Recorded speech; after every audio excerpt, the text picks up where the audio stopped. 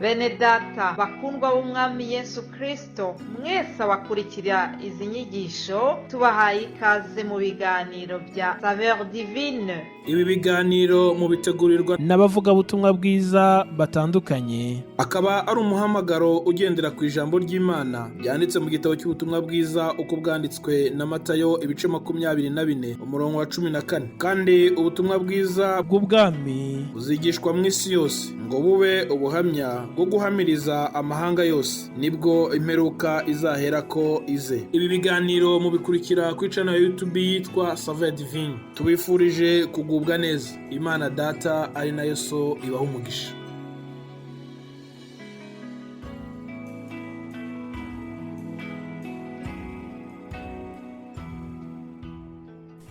Yesu ashimwe inshuti z'umusaraba bakundwa abakunze ibi biganiro bya Saveur Divine. Amahoro ya Kristo nabane namwe, ndabasuhuje mu izina rya Yesu. Uyu munsi nanone bibaye ngombwa yuko ari njyewe ubagizaho Saveur Divine mu rurimi rw'ikinyarwanda. Byose tubishimira Imana. Haleluya. Rero turiko tuganira ku ijambo ryerekeranye n'urukundo rw'Imana. Mu cyumweru cyashize twavuze iby'ukuntu Imana yakunze abari mu isi cyane bigatuma yohereza umwana wayo w'ikinege ngo kugira ngo umwizera wese atarimbuka ahubwo ahabwe ubugingo buhoraho. Muri iki cyumweru mu by'ukuri dukomeje kuvuga ku rukundo rw'Imana, uburyo Imana yagiye yerekana urwo rukundo mu bikorwa binyuranye bifatika byerekana uburyo Imana idukunda. Yesu yagiye yerekana urwo rukundo rw'Imana mu bantu yahuye nabo, abo yakijije indwara. Ibyo byose byari bifite umugambi wo kutwereka urukundo rw'Imana. Reka rero turebe uburyo urwo rukundo rw'Imana rwashyizwe mu bikorwa mu rugo rw'umugabo witwa Zakayo. Umugabo witwa Zakayo tumubona muri Luka 19. Reka dusome iyo nkuru ye twihuse. Ibya Zakayo. Ngo Yesu agera i Yeriko arahanyura, nuko hariho umuntu witwaga Zakayo wari umukoresha w'ikoro mukuru kandi yari umutunzi.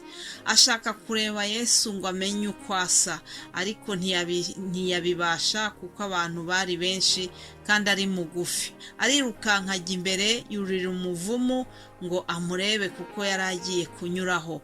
Yesu ahageze arararama aramubwira ati, Zakayo ururuka vuba kuko uyu munsi nkwiriye kurara iwawe. Yururuka vuba amwakira anezerewe. Abantu bose babibonye barabyivovotera bati, dorere agiye gucumbika ku munyabyaha. Maze Zakayo arahaguruka abwira umwami Yesu ati, dore databuja, umugabane wa kabiri w'ibintu byanjye ndawuha abakene, kandi umuntu wese nambuye ndabimuriha 4. Yesu aramubwira ati, uyu munsi agakiza kaje muri iyi nzu kuko nawe ari umwana wa Aburahamu, kandi umwana w'umuntu yazanywe no gushaka no gukiza icyari cyazimiye.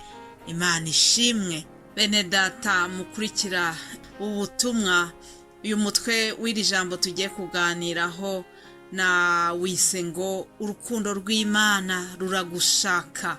Uyu mugabo witwa Zakayo nukuri yahuye n'urukundo rw'Imana.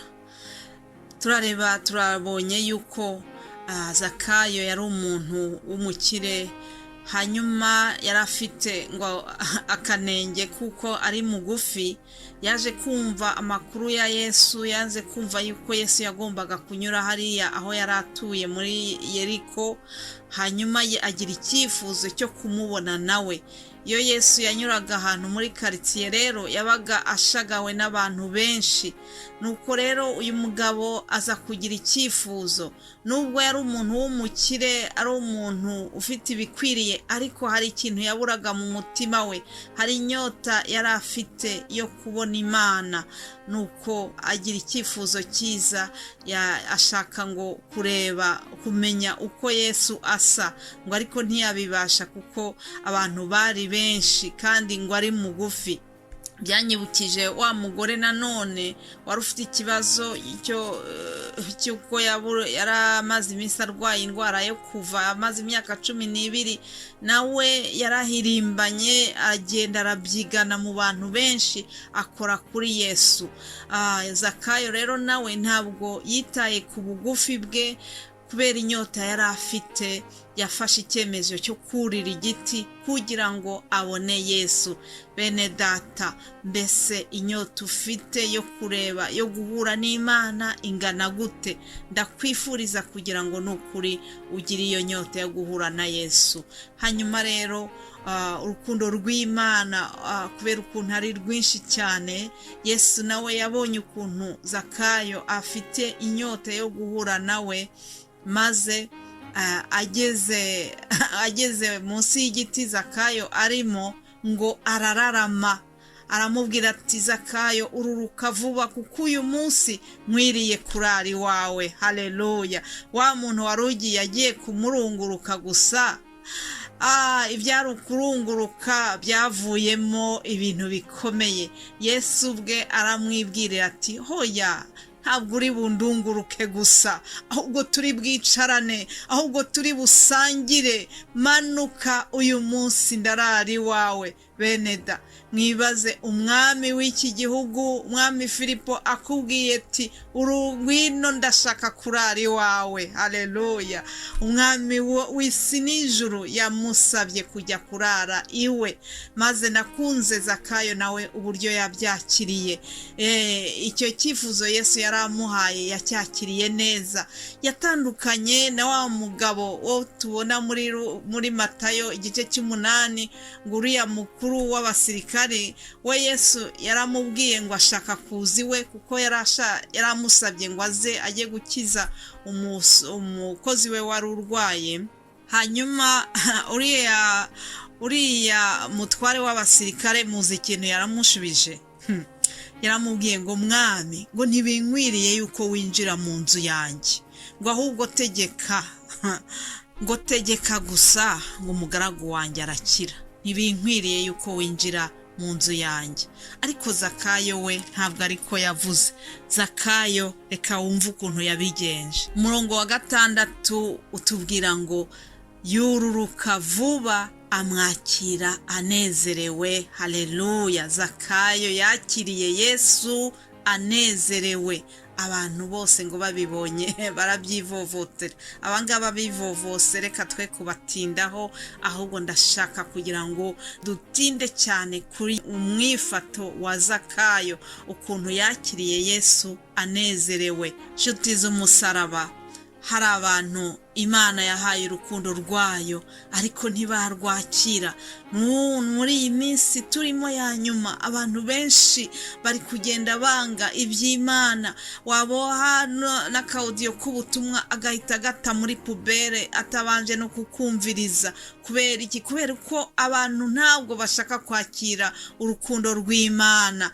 Abantu bari kwirukana ibijyanye n'iby'Imana byose, ariko icyama n'ukuri natwe tukagira ibanga ryo kwakira Imana, ryo kwakira urukundo rw'Imana tunezerewe, tukamenya yuko ari iby'agaciro.